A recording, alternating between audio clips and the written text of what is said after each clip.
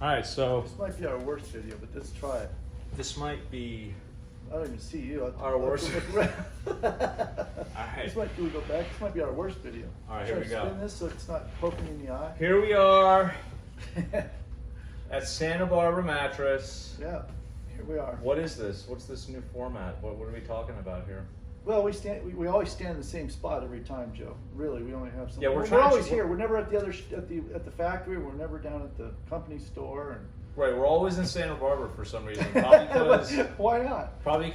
it's a really important store. There's a lot of business that goes through here, and Spencer and Karen have been running this place for what, 30 years or something like that. I think we started in '91. This location. Yeah, so 32 years. I don't know. We opened in '91. Yeah, it's 2023. Just the backstory is my uncle. We put him in business here. He wanted to open a mattress store, and we came in the agreement between my uncle and I was when you do retire, that he would turn the store over to us, and that's what he did at the 10-year point exactly. Wow. So he actually launched it. He was a great entrepreneur. So he launched it in '82.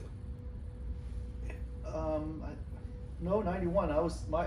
He launched it in '91 He for wa- 10 yeah, we- years, and then he gave it to you guys in 2001. Then we took it over in that 2001. Oh, I see. And but you were doing before that. Oh, you were we had doing stores, stuff- opening stores all over California. Right, where in Thousand Oaks? Thousand Oaks, Simi Valley, the High Desert. And then a lot of friends wanted stores in other states, and I've sold stores to people I didn't know up in Northern California, and just kind of made the routes and taught people the trade in the industry.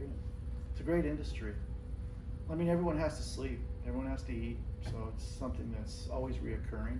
Now your family has done. It seems from the little I know about your family, the Sim 6.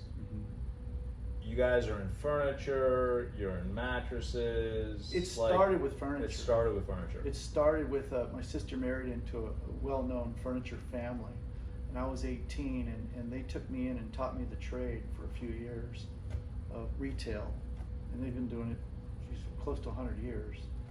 And always being an entrepreneur, I just ended up opening my own mattress store. Okay. From that point, it was to me soft. It's called soft goods, and soft goods is not a lot of like customer service involved. So you've been in mattresses for a long time. The family has a history of servicing furniture needs, mattress needs, that kind of stuff. What have you learned? Like, what's your takeaway from being in this business for this long in terms of like what's most important or what's most critical? It's a cliche term, but the word service, you have to really dig deep, and you have to learn how to give in order to get. And I don't mean that in a purposeful way. You just have to always give your heart and soul into whatever you do, and somehow success seems to follow that. And that's what we do. So when customers have issues with sleep or mattresses, we'll go to the full distance to make sure that they're completely satisfied with their purchase. Right. So that's a lot of customer service. Right, and I'm always surprised. Like, someone might call and they got a mattress a couple of years ago, and it's in my opinion, like in terms of what we offer, one of the lower end mattresses. And Spencer sends a guy out. He pays these guys, good money to deliver, but to service people. But one of the delivery guys is also the builder of the beds. So he's like, you can't get better service than that. No. So he'll actually send somebody, like if they say, oh, well, I'm not, it's not as comfy and whatnot. And he gives these people, he takes the bed and he'll actually boost it, meaning he takes it to the factory and he'll refresh a layer. He'll actually cut it open and refresh it and sew it back up. Yeah. And I've always, I didn't even know that was a possibility. Like from what I've known for mattresses before meeting Spencer, I bought, for a mattress firm in New York City, and if you had a problem, forget about it. Like, it'd be a nightmare. You have to deal with the manufacturer, the guys at the store wouldn't do anything. Yeah. And I always think like, if it was me, I'd be like, well, you didn't, I would tell the customer like, you got a lower end model, like of course it's doing that. Like if you want something that lasts, spend some more money up front. But Spencer has never said anything along those lines. No. He's always offering good solutions, affordable solutions to people. He's never pushing. Like, if I was running this place, it wouldn't be as successful, in my opinion. You know, everyone has because I push, like I naturally push. Like, well, I'm you a have sale. excitement too. I mean, no, you believe in what you say. Yeah, but I would so. push people to spend more money up front because at the end of the day, I think it's going to last longer and it's going to be a better sleep experience. Whereas Spencer really accepts people where they're at, what they're comfortable spending, and you meet people where they're at. And I think that's a really important part of success. But again, I suppose I should have a little nudge to something a little better for them, you know. I don't know, this store does really well, and you don't do it at all. Yeah.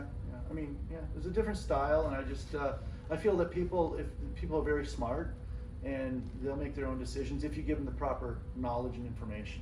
Right, I think that's true. If you don't withhold any, so the key is in any business, really, Joe, but especially this one, transparency. If you're transparent, you show everything. That's why we're talking, you know, right now in our videos. We do what we do. Transparency is, I think, the number one component and secret to my little success that I've had. I think, you know, honestly, I think transparency, which to me is just pure honesty, is at all costs. Listen, at a cost. That's what I said. You have to give to get. What's what the I mean by cost giving, in this business if you're fully transparent? Oh gosh, lower margins.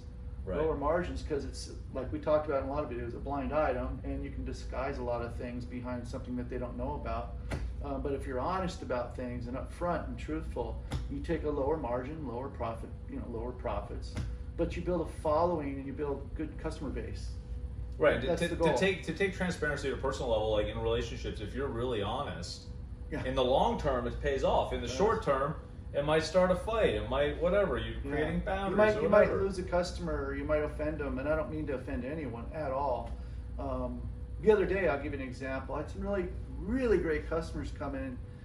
Apparently, they had a lot of money, and I don't kind of profile that way. But I kept trying to save them money. Just on every turn, you don't need to do that. You can just do this. And they kept saying, no, we want to spend the money. We want to support you and your small local, I didn't say small, but your local business. And I didn't get the gist of that. Right. I didn't get the gist of it. But Spencer has a hard time receiving. I mean, on some level. Well, I just wanted to give people kind of an inside look into a little bit of backstory on this store and on the company, how it got started and whatnot.